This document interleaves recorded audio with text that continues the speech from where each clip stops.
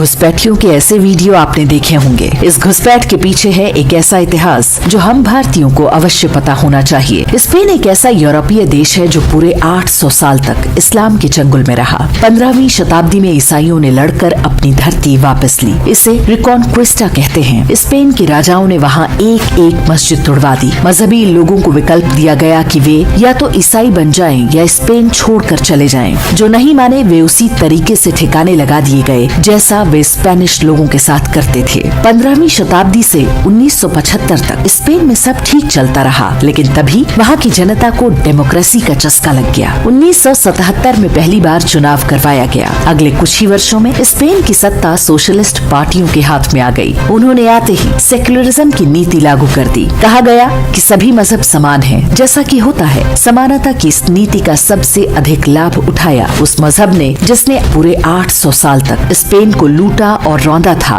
और अब भी गिद्ध दृष्टि जमाए बैठा था। हजारों मजहबी लोग हरे टिड्डों की तरह स्पेन की धरती पर टूट पड़े। 1990 में स्पेन में मुस्लिम आबादी 1% से भी कम थी। वे अल्पसंख्यक होने का विक्टिम कार्ड प्ले करते और साथ ही साथ स्पेन के नेताओं को मोटी रिश्वत खिलाते। 1992 में स्पेन की वामपंथी सरकार ने मुस्लिम संगठनों के साथ एक कोऑपरेशन एग्रीमेंट किया। इस्लाम को आधिकारिक मान्यता दे दी गई। फिर वही हुआ जो होता है, मदरसा खोलने और इस्लामी तरीकों से निकाह और तलाक की भी छूट दे दी गई। स्पेन में मुस्लिम आबादी देखते ही देखते 1% से बढ़कर 7% हो चुकी है। अब वे अलग शरिया कानून की मांग कर रहे हैं। वे सड़क पर नमाज पढ़ते हैं, 10-10 बच्चे पैदा करते हैं और हर जगह गंदगी फैलाते हैं। स्पेन और मोरक्को के बीच केवल 14 किलोमीटर चौड़ी जिब्राल्टर खाड़ी है। स्पेन के उत्तर अफ्रीकी एनक्लेव सेउता और मेलेला की सीमाएं अफ्रीका से लगती हैं। उधर से भारी संख्या में मुसलमानों की घुसपैठ भी चल रही है। स्पेन में मोरक्को से आ रहे घुसपैठियों के ऐसे वीडियो आपने देखे होंगे। लोकतंत्र और सेकुलरिज्म की घुट्टी पीकर स्पेन के लोगों ने मात्र 50 साल के अंदर 800 साल तक खुद पर हुए अत्याचारों को भुला दिया। स्पेन के लोग आपस में बटे हुए हैं। चर्च जाने वाले कम हो रहे हैं और बड़ी संख्या में लोग खुद को एथीस्ट बताते हैं। अब आप इस कहानी की तुलना भारत से कीजिए। भारत में भी स्वतंत्रता के बाद हमारे साथ भी बिल्कुल यही तो हो रहा है।